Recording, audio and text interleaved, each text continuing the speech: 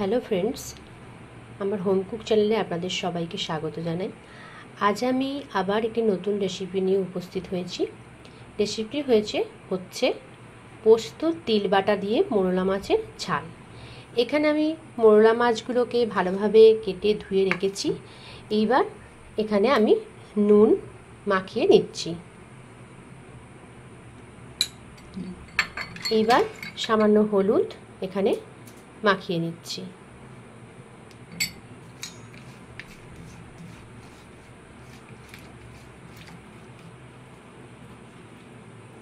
হলুদ ও নুন মাখিয়ে এখানে 2 থেকে 3 মিনিট আমি এটাকে রেখে দিচ্ছি। তারপর আবার ফিরে আসছি।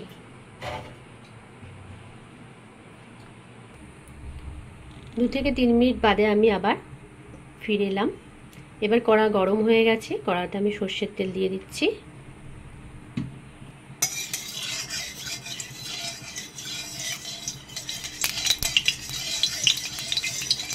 তেল ভালোভাবে প্রায় গরম হয়ে এসেছে। এবার আমি মাছগুলো দিয়ে দিচ্ছি।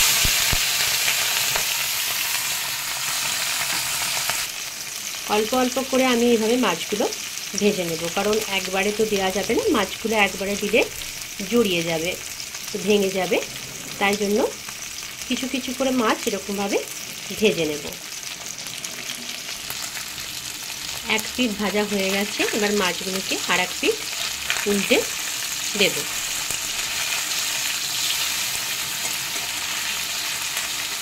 এইভাবে আরেক পিঠ হতে দেব কিছুক্ষণ। দু পিঠ আমার ভালোভাবে ভাজা হয়ে গেছে। এবার মাছগুলোকে তুলে নেব।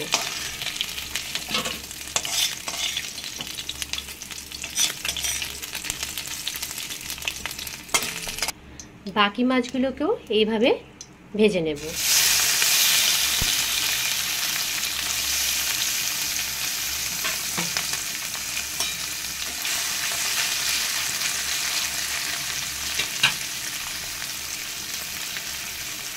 এইভাবে কিছুক্ষণ হতে দেবো এক পিঠ। এইভাবে এপিঠ ওপিঠ ভালোভাবে ভেজে নিচ্ছি। মাছ এখানে আমার ভাজা হয়ে গেছে। বাকি যেগুলো মাছগুলো ভাজতে দিয়েছিলাম, এইবার এই মাছগুলোকেও তুলে নেব।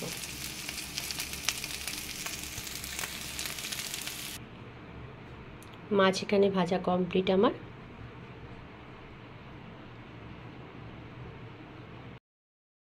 এবার কড়াতে আমি আরেকটু তেল দিয়ে দেব। সর্ষের তেল এখানে আরেকটু দিয়ে দিচ্ছি। এবার ফোড়নে দিয়ে দিচ্ছি 5 ফোড়ন, তারপর দিচ্ছি কালো জিরে, তারপর দিচ্ছি কালো সর্ষে।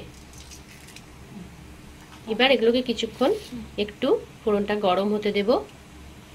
এইবার দিয়ে দিচ্ছি কাঁচা লঙ্কা। আমি এখানে 4টে কাঁচা লঙ্কা দিয়েছি। আপনারা যেরকম ঝাল খেতে পছন্দ করেন সেরকম স্বাদ অনুযায়ী অ্যাড করবেন। আমি এখানে 4টেই কাঁচা লঙ্কা দিলাম। এবার আমি কেটে রাখা টমেটোগুলো দিয়ে দিচ্ছি। এবার দেব কেটে রাখা পেঁয়াজ।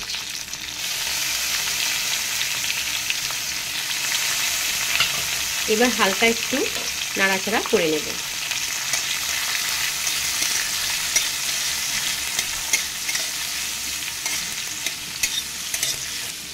কিছুক্ষণ একটু ভেজে নেব।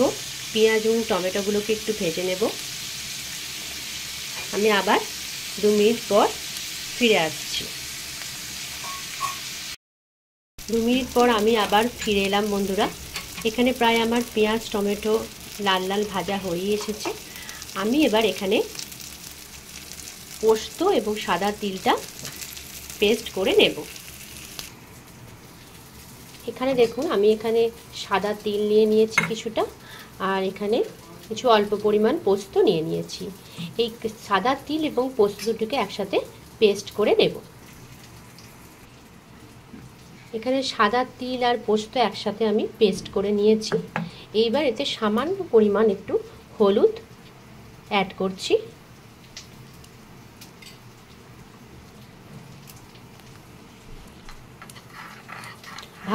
ভালোভাবে একসাথে মিশিয়ে নিচ্ছি হলুদটাকে।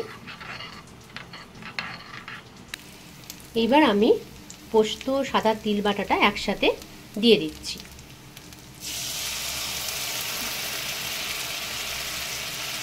এবার সামান্য এখানে জল অ্যাড করছি।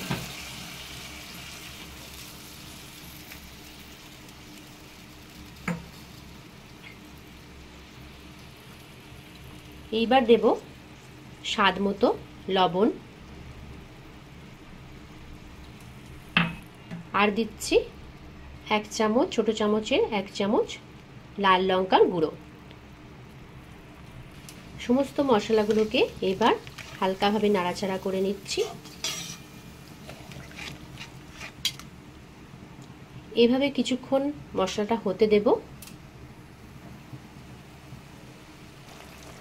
মশলাটা আমার ভালোভাবে হয়ে এসেছে, দেখুন তেলও ছেড়ে এসেছে মশলা থেকে। যে আমি তিল বাটা এবং পোস্তটা দিয়েছিলাম সেটা ভালোভাবে আমার মশলাটা হয়ে গেছে। এবার আমি মাছগুলো দিয়ে দেব।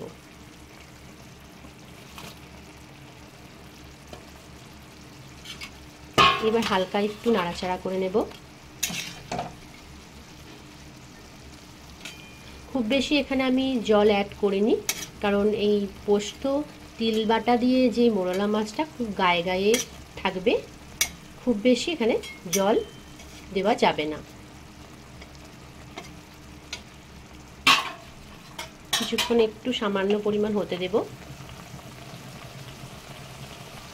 আমি আবার 2 মিনিট বাদে ফিরে এলাম বন্ধুরা।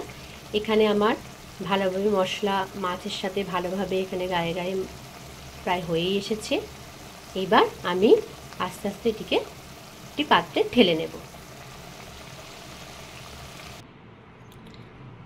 বন্ধুরা, এখানে আমার সাদা তিল ও পোস্ত দিয়ে মোরলা মাছের রেসিপি কমপ্লিট। এই তিল পোস্ত দিয়ে মোরলা মাছের ঝাল আপনাদের কীরকম লাগলো অবশ্যই জানাবেন। আর আমার এই রেসিপি যদি আপনাদের ভালো লেগে থাকে তাহলে অবশ্যই আমার চ্যানেলটিকে লাইক, শেয়ার ও সাবস্ক্রাইব করবেন এবং পাশে থাকা বেল আইকনটি প্রেস করে দেবেন।